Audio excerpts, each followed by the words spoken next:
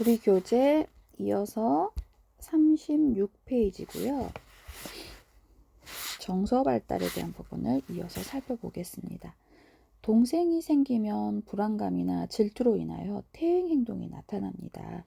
장난감이나 원하는 물건을 얻기 위한 도구적 공격성이 많이 나타나는 시기이기도 하죠. 그래서 이제 이때쯤에 선생님들이 아이들의 그 중지하는 능력들이 굉장히 관찰력도 좋으셔야 되고, 또 누구 기계적인 사과를 하지 않도록 선생님들이 그 감성적인 따뜻함이 필요한 시기이기도 합니다. 정서 이해 능력이 발달은 되나 아직은 사람들이 감추고 있는 정서는 파악하지 못합니다. 그래서 우리가 뭐 조망 수용 능력, 제가 초코파이 노래를 부르면서 여러분한테 이제 그 설명을 잠깐 드렸던 기억이 있는데, 그래서 감추고 있는 정서 책에서는 그렇게 설명하고 있는데, 그래서 이제 선생님이 그런 차분하게 설명하는 시간들이 좀 필요한 부분이지요. 정서 규제 능력이 발달하여서 부정적 정서를 숨길 줄 알게 된다는 거죠. 사회성에 대한 부분도 이제 살펴보면, 유아의 사회적 반경이 넓어짐에 따라서 부모의 영향력에 비해 또래 집단의 비중이 커지기 시작합니다. 성 역할 개념이 형성되어서 자신의 성 정체감에 맞는 언행을 하게 되고, 또래 집단에서도 동성 친구에 대한 선호가 나타나기 시작합니다. 만족 지연 능력이 증가함에 따라 좌절에 대한 참을성이 증가하고 정서 규제 능력도 발달하게 됩니다. 사회적 놀이가 발달함에 따라 자신의 의견을 주장하고 다른 사람의 의견을 받아들이는 경험을 하게 됩니다. 유아기에는 주도성과 자아존중감이 발달하여서 실제 자신의 능력을 과대평가하는 경향이 있다고 해요. 그래서 이때 이제 또 애들하고의 그런 싸움이나 이런 것들이 굉장히 좀 과격해지는, 그러니까 본인의 힘을 조절하지 못해서 본인의 그런 성장과 이런 고른 발달, 신체, 인지, 언어, 정서, 사회가 이렇게 하나의 막대 그래프로 설명한다면, 신체, 인지, 언어, 정서, 사회 이렇게 발달을 해야 되는, 고른 발달을 해야 되는데, 이거는 정상적이지만 조금 뭔가 신체는 발달했는데 인지가 좀 늦고, 그럼 인지가 늦으니까 언어도 살짝 늦겠죠. 그래서 정서적으로도 이런 부분이, 그러면 우리가 조금 쉽게 말하면 제가 조금 많이 늦어요 이런 얘기 하잖아요. 그래서 또 어떤 아이는 이렇게 도표를 그려보면 이렇게 늦는 경우도 있어요.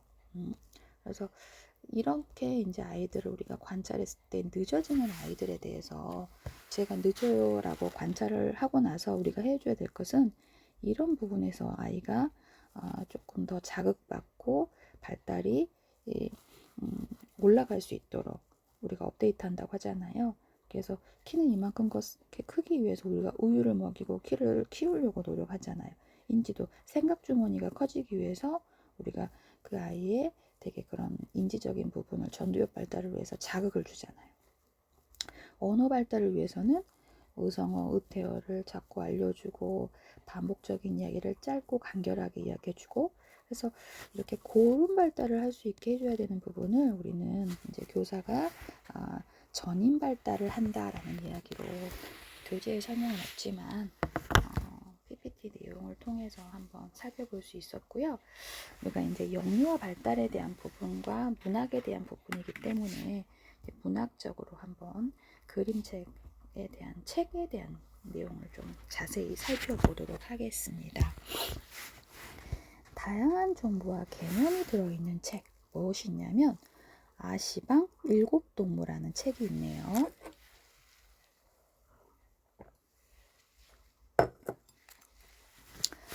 이 책은 규중 치루 쟁론기라는 고전을 유아의 수준에 맞게 재구성한 책이라고 해요. 고전. 여러분 고전 좋아하시나요? 이제 여기에서는 규중 치루 쟁론기. 그래서 치루 공예, 이런 얘기 혹시 들어보셨는지 모르겠어요. 거기에 필요한 자, 바늘, 실, 골무, 인두 등의 바느질 도구들이 서로 자기가 최고라고 우기면서 싸우다가 결국 모두가 소중한 존재라는 사실을 깨닫게 되는 내용으로 전통적인 그림이 인상적인 그림책이라고 해요.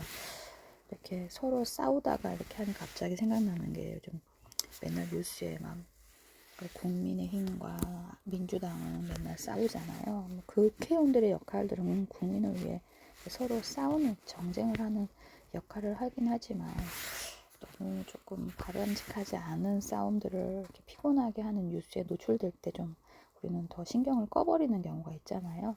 갑자기 이 책을 그들에게 읽어주고 싶은 마음이 생깁니다. 그림이 세부적이며 글과 그림이 잘 연결된 책. 그 책 중에 샘플이 요셉의 작고 낡은 오브코트가 있네요.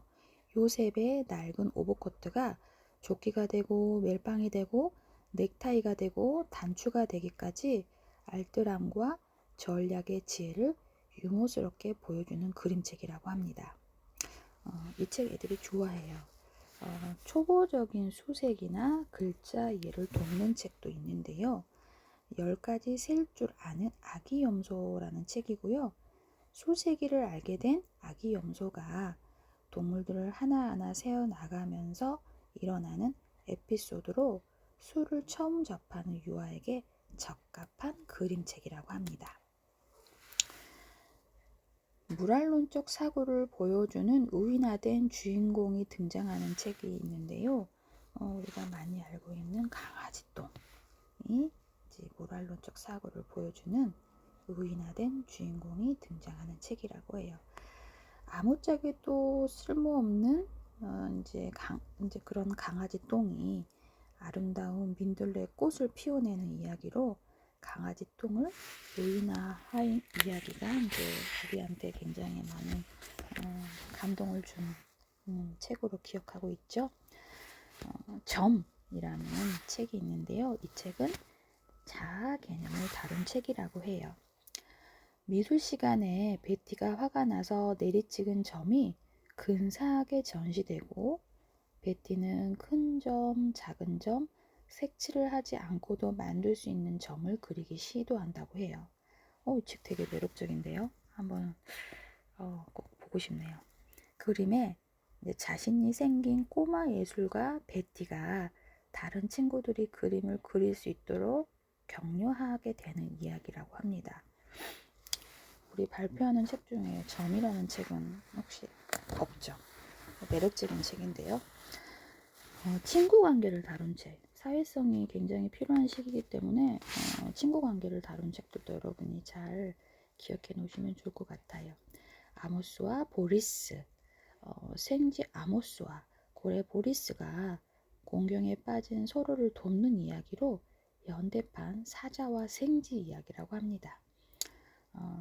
또 개구리와 두꺼비는 친구라는 책은 단추를 잃어버려 속상해하는 두꺼비를 위해 온종일 두꺼비의 단추를 찾기 위해 함께 노력하는 개구리, 또 개구리가 아플 때 따뜻한 차를 준비하여 위로하는 두꺼비, 또 개구리와 두꺼비의 우정을 보여주는 내용의 그림책이라고 해요.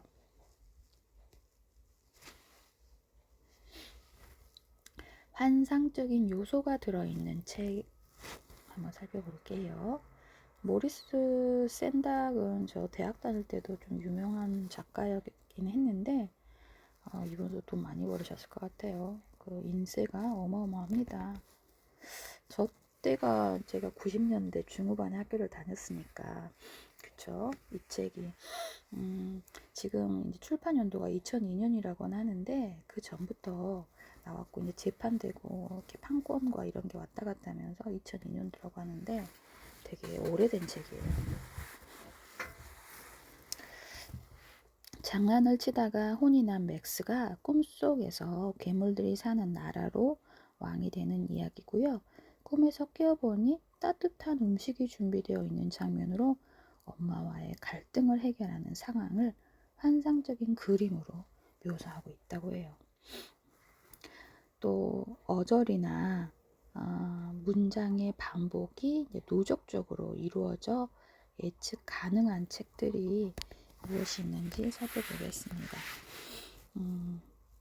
장갑이라는 책인데요. 추운 겨울날 할아버지가 떨어뜨린 장갑 한쪽에 추위를 피하기 위한 들쥐, 개구리 등의 동물들이 몸집의 크기 순서로 차례차례 들어옵니다.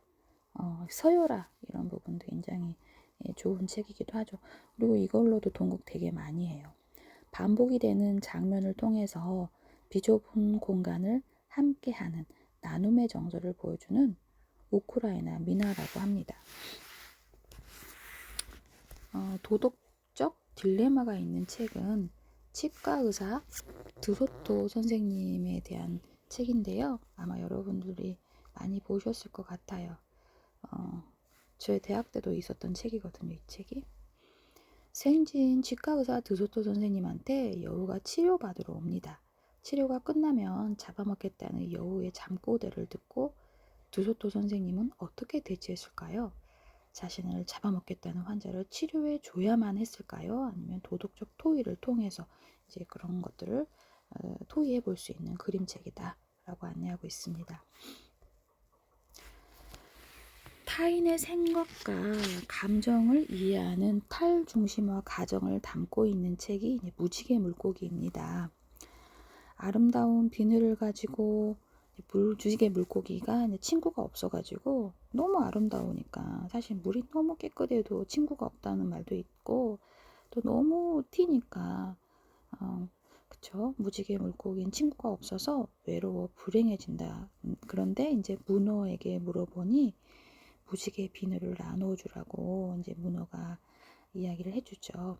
무지개 물고기는 자신의 아름다운 비늘을 하나씩 나누어 주면서 자신은 비록 덜 아름다워지지만 행복해진다는 이야기지요. 홀로그램 특수 효과를 이용해서 이제 만든 그림책으로 마르쿠스 피스터의 이제 독특한 그림으로 볼 수 있는데 이 책도 뭐 정말 레전드인 그림책이기도 하죠.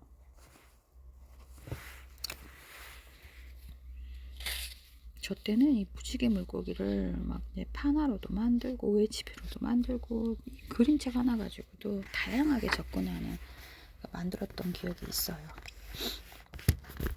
시간의 경과를 담고 있는 책으로 시간상자라는 책이 이제 우리 교재에 안내되고 있는데 바닷가에서 우연히 발견한 수중 카메라 필름에서 과거의 사진들을 보게 된 소녀는 사진과 함께 자신의 셀카를 찍은 후 카메라를 다시 바다로 던져버린다고 해요. 또 다른 소녀가 카메라를 발견하고 2007년에 칼테코 수상작으로 이제 현재에서 과거로 진행되는 시간의 흐름을 보여주는 글없는 그림책이라고 합니다. 그런 그림책이 이제 그림으로 이제 뭔가를 보여줘야 하기 때문에 굉장히 그림에 대한 기대감이 높긴 하지만 사실 선생님들이 뭔가 아이들한테 우리는 막 이렇게 이야기를 설명해야 되는 약간 직업병적인 접근들이 있거든요. 그래서 글 없는 그림책은 조금 유아반 선생님들은 많이 부담스러워하는 부분이 사실 있어요. 죽음을 소재로 하는 이제 책이 있는데요. 굿바이 마우지라는 책이 우리 교재에 설명되고 있습니다.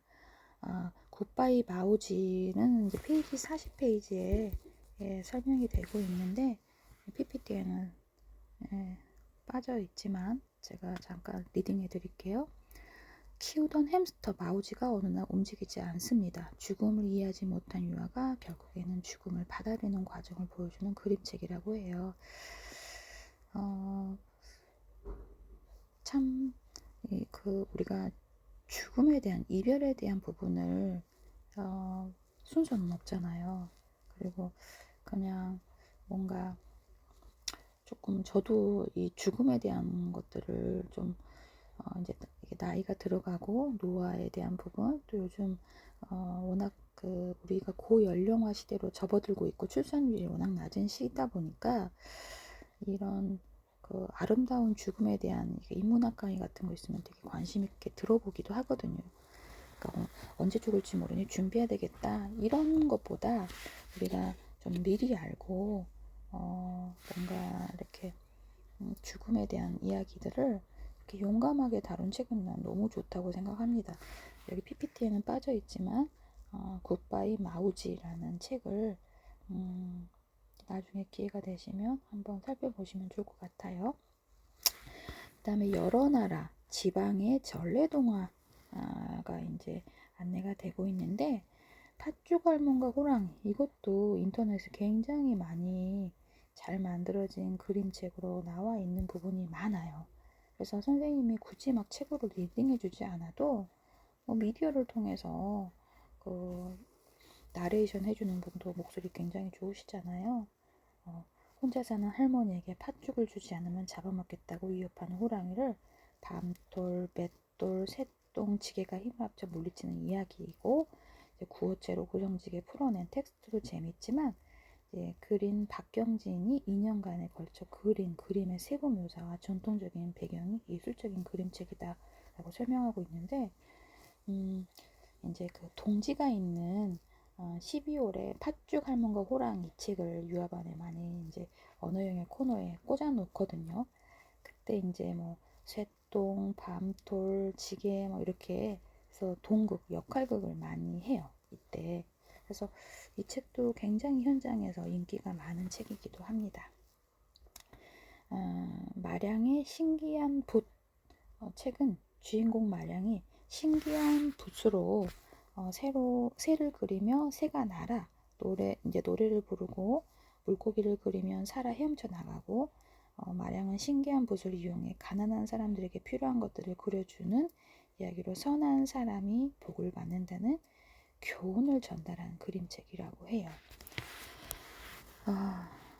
맛있는 아기 뱉고, 제목이 맛있는 아기 뱉고 무슨 내용일지 굉장히 궁금해지는, 흥미를 유발하는 그림책이네요.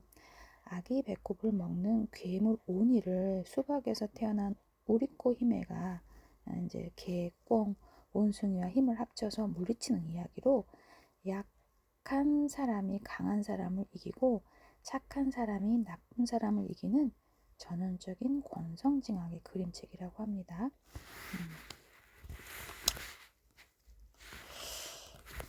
여기 굿바이 마우지 책이 나왔네요. 그 다음에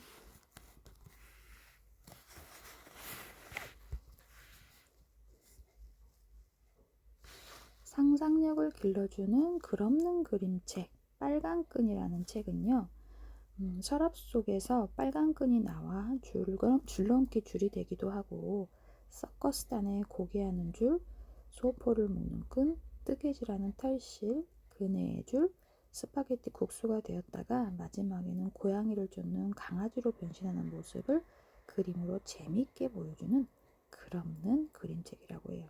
아이디어가 참 좋네요. 이야기 구성 능력을 돕는 글없는 그림책을 한번 살펴보면, 꿀이라는 책은 엄마 돼지와 아기 돼지의 평화로운 하루 일과를 그림만으로 묘사하고 있는 글없는 그림책이라고 해요. 그래서 그림이 세부적으로 묘사되어 있어서 요한은 그림을 읽는 것만으로도 논리적인 스토리를 구성할 수 있다고 해요. 파도야 놀자라는 그림책을 살펴보면, 바닷가에서 한 소녀가 파도를 겁내기도 하고 골려주기도 하고 이제 다가가거나 도망치기도 하면서 파도와 친해지는 모습을 담은 글없는 그림책으로 2008년에는 뉴욕타임스 우수 그림책에 선정되었다고 해요. 대단한 책이네요. 그래서 지금까지는 이제 1장에 대한 내용을 1차시, 2차시, 3차시 녹화로 인해서 25분씩 3차례씩 이제 앞으로 올릴 거예요. 제가 저번에 좀 급한 마음에 50분을 녹화를 한번 떴었는데 그냥 조금 틀어놓으시고요. 그래서 1장에서만 제가 1장에서만 중간 집필을 출제를 했어요, 여러분. 중간고사를. 그래서 17페이지부터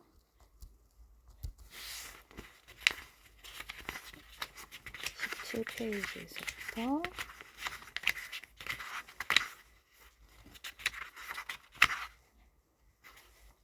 41페이지, 17페이지에서 41페이지가 우리 시험의 내용이에요. 여러분이 물론 이제 모의 수업 준비하시는 건 그 주에만 조금 신경 쓰시면 되는 부분이 있잖아요. 또 그거 끝나고 나면 친구들 것을 감상하고 여러분들이 즐기시는 타임이기 때문에 충분히 일장을 리딩하시는 시간은 충분할 거라고 생각이 들어요. 그래서 17페이지부터 이렇게 세보면 하나, 둘, 셋, 넷, 다섯, 여섯, 일곱, 여덟, 아홉, 열, 열하나, 열둘, 열셋, 12개에서 13장, 12장 반. 제가 12문제 출제했거든요. 12문제. 그래서 한 장당 한 문제씩 냈다라고 이해하시면 될 것 같아요.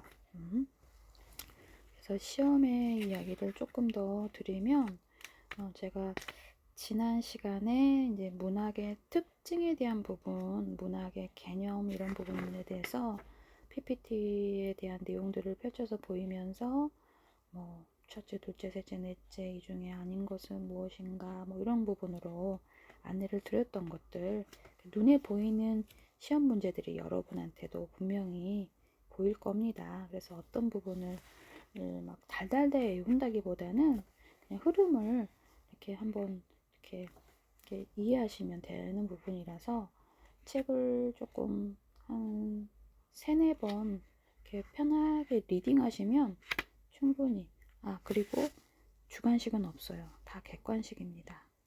좋죠. 딱 떨어지게 객관식으로 12문제 냈습니다.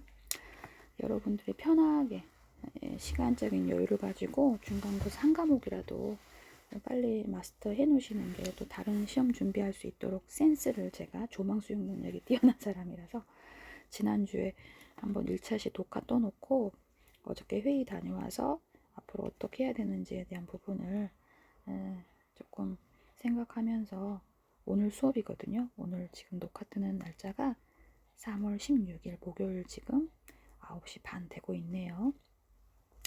그래서 조금 더 자세히 수염에 대한 이야기를 하면 이제 한 장 한 장 읽어보세요. 문학의 특징이 무엇이고, 유아문학의 개념이 무엇이고, 또 유아문학의 문학적인 능력이 무엇이고, 그 책에 이렇게 넘겨보시면 이거 냈겠다 라고 눈에, 아마 처음 읽을 때는 그냥 그 말이 그 말 같으실 거고, 두 번째 읽을 때는 이제 약간 조금 이야기가 이해가 될 거고, 세 번째 읽으셨을 때는 어때요? 이건 조금 중요한데? 라고 보이실 거예요. 네 번째 읽을 때는 어쩌죠? 이제는 보입니다. 이거는 냈을 것 같은데? 라고. 공부는 그렇게 하는 거잖아요. 그래서 이제 나중에 조금 어느 순간에 익숙해지면서 읽으면서 다음에 뭐가 나올지를 예상하게 되잖아요. 그러다 보면 이제 외우게 되는 부분이 있을 거고, 일장을 달달달 외우라는 건 아니고요.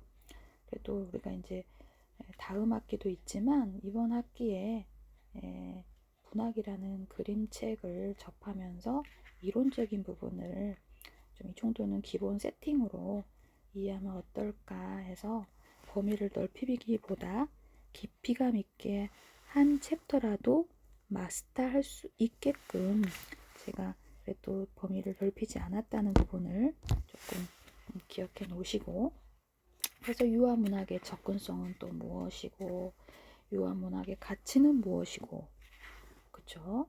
그래서 가치도 8가지로 유아문학의 교육적 가치를 제가 PPT를 통해서 보여드리고, 또 여러분이 그 중에 아는 것을 고를 수 있게 분명히 내겠죠? 라고 설명을 했습니다. 벌써 시험 문제를 여러 개 알려드렸네요. 그리고 이제 영아, 유아, 유치 이렇게 연령에 대한 구분들도 설명을 드렸는데, 그래서 이렇게 하다 보면 이거는 너무 달달달 외워야 되는 게 너무 많아지겠더라고요. 그래서 내주 있으면 그림책에 관련된 부분으로 조금, 그래서 제가 이렇게 책을 하나하나 살펴봐 드렸던 게 있었습니다. 그래서 41페이지까지 좀 자세히 살펴보시기 바랍니다. 강의실에서 만나요.